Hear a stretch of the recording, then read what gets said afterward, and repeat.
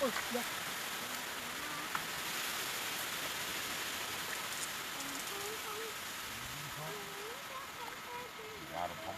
Quá, mớt đục.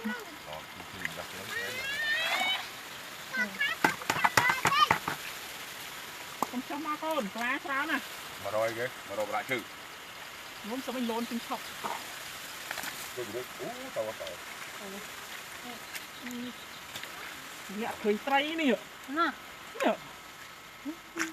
Xin nó làm sao?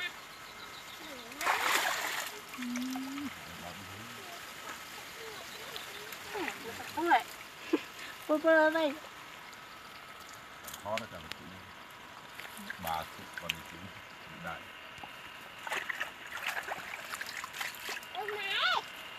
Dầu quá thì tao cũng có cái nát ấy rồi. Ôi dạ, mùi nó gặp này xem không? Này rồi. Chào bác.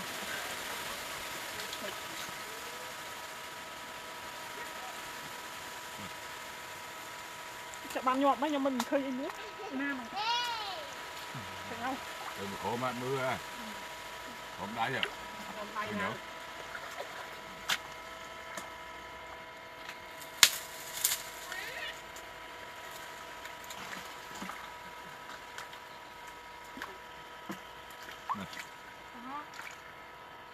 Bà mình gã còn lạ tinh đâu.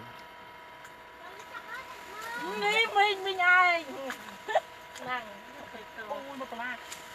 Bà đây. Được rồi. Đó là. Rồi mà ra hạt tí rồi.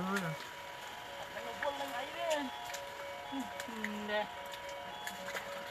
Rồi mà ra. Làm ở đây nó dễ. Càng như cùng chặt đấy tê cùng chặt. Ra.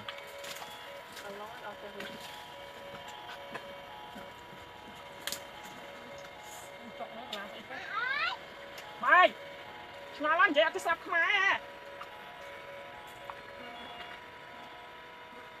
Không có mắc cuốn đi. Ôi từ tận quá.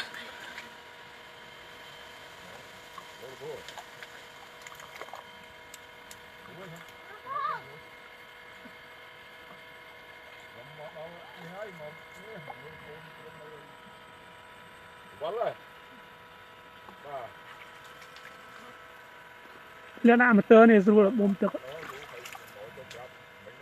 Thưa mày. Lẹm lẹ anh tập thôi thưa mày. Thôi chứ. Làm tơ này. Trời trao nó nè. Trao mà em ta tập con đi. Tôi trao nó thì dễ. Cảm chắc mình ngoài chọc nó nha.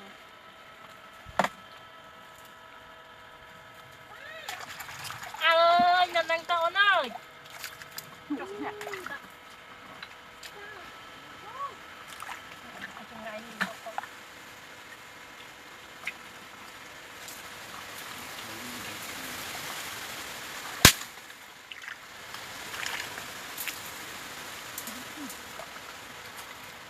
Ôi.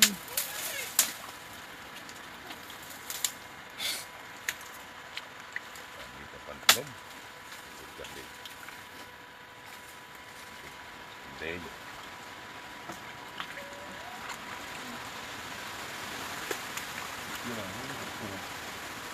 Ngon.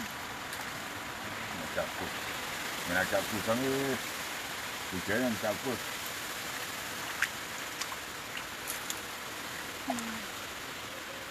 Thấy cái đó. Nó đau rồi. Ôi, chụp nó nghe. Thấy cái một đấy đây một la nữa nha. Ta mà đừng cây đáy tôi cứ bàn xong. Cái lụa. Ủa. Wow. Không đứng lại. Còn cô sân nữa. Mình chẳng cuốn nè. Ôi này có miếng này. Mà nó đâu sân đó. Chặt ta lư. Ô mà sren to. Khu ai? Lẹ cái đấy đi. Đấy cái đây rồi chứ đâu. Bớt đánh châu đèo. Không mình chạy tiền cho bây giờ bị bớt tóc. cái đây vô lúc trôi ní bôm nông mặt tơ vào đôi bôm nông mặt tơ bông mà to không rồi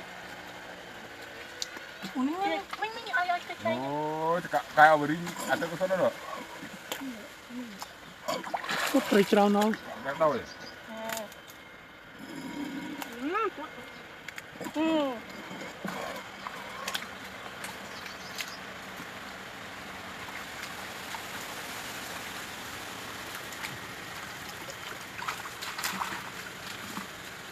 ô trời đó trời nè nó tiếp đi á quên chui còn không đó run chơi thì lẹ đi cháu đây cũng lẹ có tí nó mình ăn tay đập đầm sâu một tơ sẵn ở bên đây sẵn nó là bên quay ngò cái này quay ra mà mời mình đào vô cái thùng á mình đặt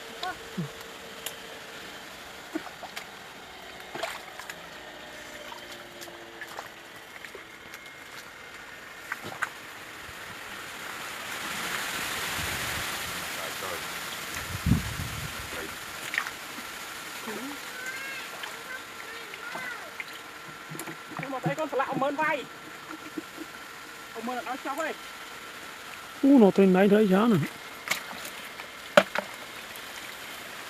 đây một đây đấy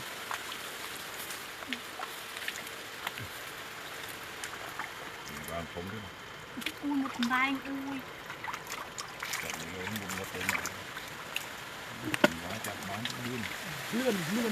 lươn chảo nó liền gì nè đã cho công không tơ chứ ôi ra một trâu cái mình thật khoáng ôi tơ này kìa cọp đây mình thật khoáng cái gì cái nào nó khơi được rồi tí kia đi thì nhớ cây đó lắm mà ô ăn cái là cái to nữa như mình cái đáy nha mình cái đáy tàu nào thôi tê nè một đáy nè nè mình trôi như vậy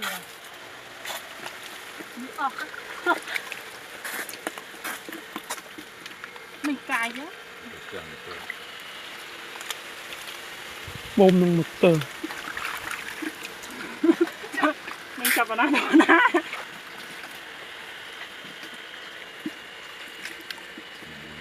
mình cái đáy nè đúng không u hết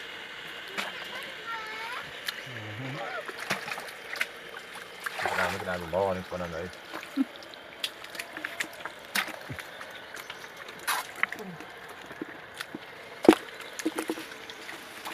cái đàm lo đồm nào có phun một bánh quá cái chả phải lấy cái tao chuột cho hình đây buồn hình đây cái này lấy mua rồi cái gì nó thật khó này xung đâu còn chui này nè đánh với mình này đây này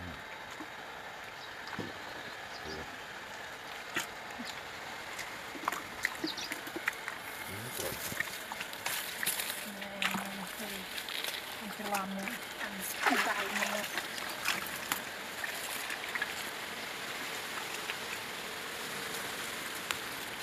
chúng ta nhập chai vấn đề đây là mặt nào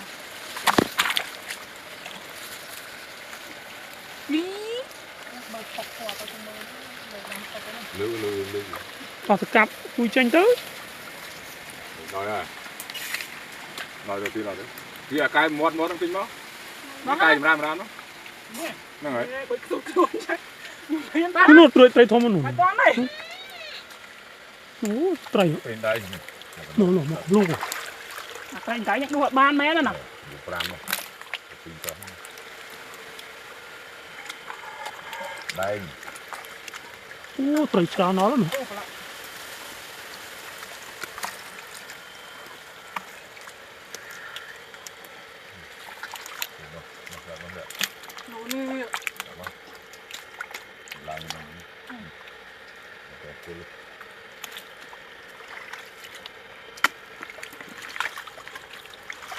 chai ngâm tinh này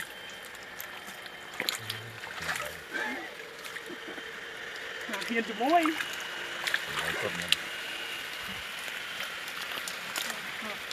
ha có bác này một cái chai mình chắc đây sao còn ăn cái tăng trâu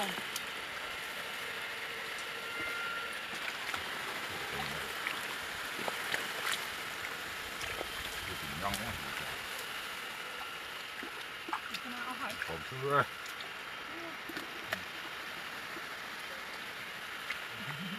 một thầy bên ngoạp vậy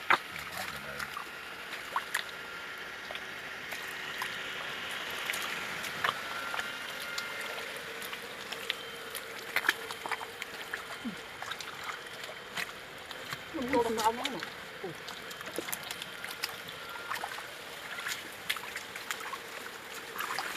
tam chắc là phân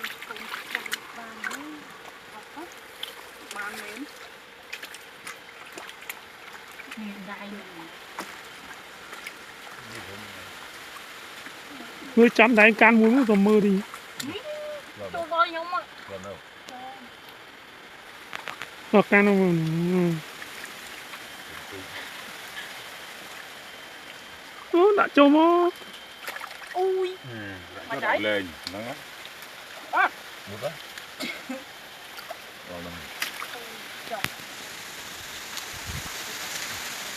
đã cho nồng lắng đó rồi mình nhắn thật bằng sao lẹ chơi đi không đi cố đi ơi ba nào ơi đi mình ra không mất không được